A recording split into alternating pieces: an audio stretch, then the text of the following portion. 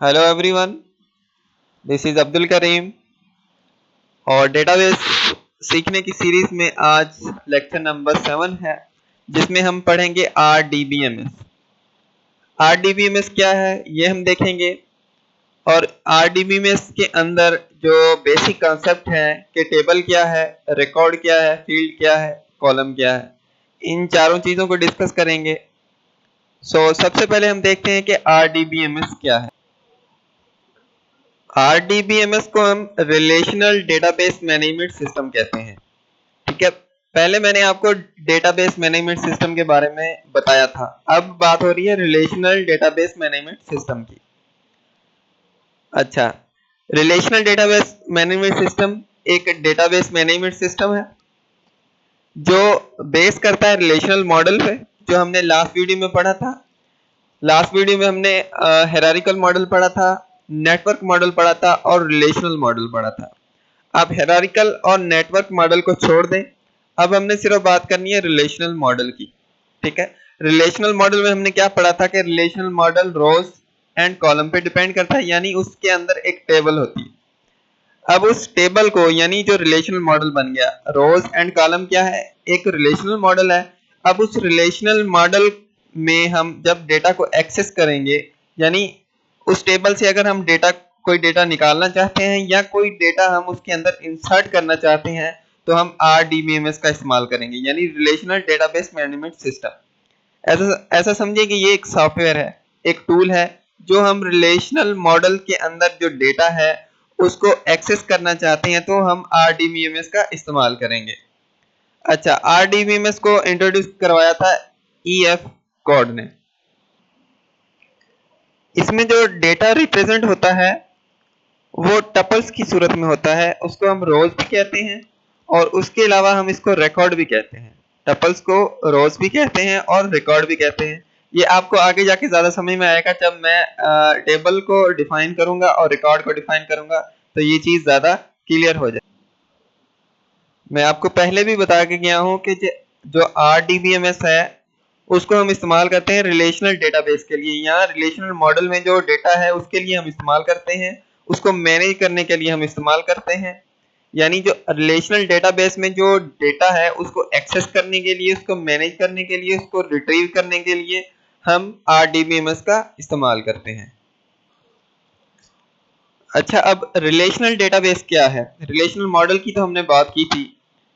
Relational database is a collection of organized set of tables from which data can be accessed easily. एक organise set है tables का जिसे हम data को easily access कर पाए। टेबल का थोड़ा सा हमने जिक्र किया था लास्ट वीडियो में, लेकिन अब हम देखेंगे कि टेबल क्या है, क्योंकि रिलेशन डेटाबेस टेबल से बनता है। ठीक है, अब हम देखते हैं कि टेबल क्या है। What is a table? अच्छा, टेबल क्या है? A table is a collection of data elements organized in terms of rows and columns। जो हमने लास्ट वीडियो में बात की थी कि टेबल में रोज एंड कॉलम होते हैं, ठीक है, वो हमने देखा भी था उसको। उसके अलावा आज हम एक टेबल खुद क्रिएट भी करेंगे, सही है, जिसको हम एक टेबल बनाएंगे जिसमें रोज एंड कॉलम बनाएंगे। ठीक है, और दूसरी चीज, अ table should have a particular name. जब हम डेटाबेस की बात करते हैं तो उसमें जो टेबल होती है, हर टेबल को अपना अपना नाम होता है, क्योंकि हमने टेबल में से कुछ डेटा को रिट्रीव करना है। मतलब एक डेटाबेस है, उसमें बहुत सारी टेबल्स हैं। सपोज करें कि मैं आपको एग्जांपल देता हूं कि ये एक डेटाबेस है, सही है। ठीक है, मैं थोड़ा सा इसको थिक कर दूं। ये एक डेटाबेस है, इसके अंदर हमारी टेबल्स पड़ी हुई हैं। ठीक है, ये एक टेबल है, ये दूसरी टेबल है, ये तीसरी टेबल है। तो हमने क्या करना है कि इनमें से एक टेबल में से हमने डेटा को एक्सेस करना है। सपोज इस टेबल में से अगर इसका कोई पर्टिकुलर नाम ना होगा, अगर यूनिक नेम नहीं है, कोई नाम नहीं है यूनिक, तो हम इसमें से कैसे डेटा को एक्सेस करेंगे? अगर नाम नहीं है तो हम डेटा को एक्सेस नहीं कर सकते। इसलिए हर टेबल का एक यूनिक नाम होना चाहिए। ठीक है, यूनिक नाम होगा तो हम क्या करेंगे, उस टेबल में से डेटा को एक्सेस कर पाएंगे, अदरवाइज हम डेटा को एक्सेस नहीं कर सकते, क्योंकि हर टेबल का अलग अलग नाम होगा तो ही हम उससे डेटा को एक्सेस कर पाएंगे ना। जो डिजायर्ड हमारी टेबल होगी उससे डेटा को एक्सेस करना है तो उसका कोई पर्टिकुलर नाम हो। तो अब हम क्या करते हैं, एक टेबल बनाते हैं। अच्छा, ये है हमारी एक टेबल, ठीक है। ये हमारा क्या है, कॉलम है, ये भी कॉलम है, ये भी कॉलम है, और ये भी कॉलम है, ये भी कॉलम है, और कुछ इसमें रोज हैं, ठीक है। अब हम रोज में डेटा फिल करते हैं। सपोज करें कि ये जो टेबल है ये एक स्टूडेंट की टेबल है, जिसका नाम भी मैं स्टूडेंट रख देता हूँ, सही है, स्टूडेंट टेबल। अब इसके अंदर रोल नंबर हो सकता है हमारा, ठीक है, स्टूडेंट का। उसके बाद स्टूडेंट का नेम हो सकता है, सही है। उसके बाद स्टूडेंट का फादर नेम हो सकता है, फादर नेम, ठीक है। उसके बाद फोन नंबर हो सकता है स्टूडेंट का, फोन नंबर, ठीक है। ऐसे मतलब इसके अंदर बहुत सारी चीजें हो सकती हैं, यहाँ पे और भी कोई चीजें आ सकती हैं, आप इन कॉलम्स को इंक्रीज कर सकते हैं। अब रोल नंबर सपोज करें, रोल नंबर 1, ठीक है। नेम है उसका, सपोज कर लें कोई भी ए है। फादर नेम है उसका XY, ठीक है। फोन नंबर है उसका 0231 सही है। कोई भी सपोज कर लें कि आप उसका एक फोन नंबर है। अब एक दूसरा रोल नंबर है, रोल नंबर 2, जिसका नेम है बी, जिसका फादर्स नेम है सपोज YZ, फोन नंबर है 09882।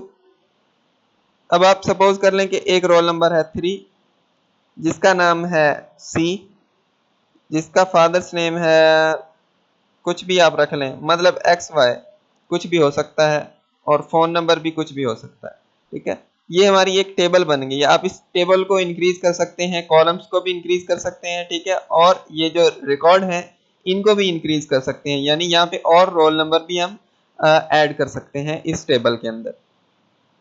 अब ये क्या हुआ हमारा, ये एक रो हुई है हमारी, ये वाली रो है एक, सही है, ये दूसरी रो है, और ये तीसरी रो है, और ये कॉलम है, ठीक है। अब हमने इनको समझना है कि ये रो क्या है, ठीक है, यानी रिकॉर्ड क्या है, फील्ड क्या है, और उसके अलावा कॉलम क्या है। अब रिकॉर्ड क्या है, a single entry in a table is called record. इस टेबल में एक सिंगल एंट्री यानी फर्स्ट रोल नंबर की ये पूरी एंट्री है, सही है। ये वाली जो रो है ये सिंगल एंट्री है, इसको हम कहते हैं रिकॉर्ड। यानी रोल नंबर 1 एक स्टूडेंट है, एक स्टूडेंट का ये पूरा रिकॉर्ड है, सही है। A record in a table represent a set of related data.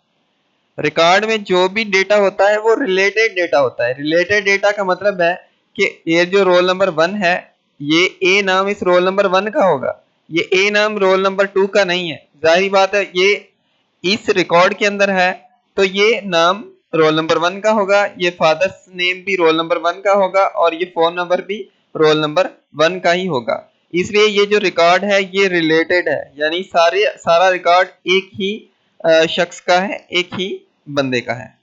अब ये जो रो है इसको हम रिकॉर्ड भी कहते हैं, ठीक है, इसको हम टपल भी कहते हैं, इसको हम रो भी कहते हैं। ये हमारा रिकॉर्ड 1 है, ये हमारा रिकॉर्ड 2 है, और ये हमारा रिकॉर्ड 3 है।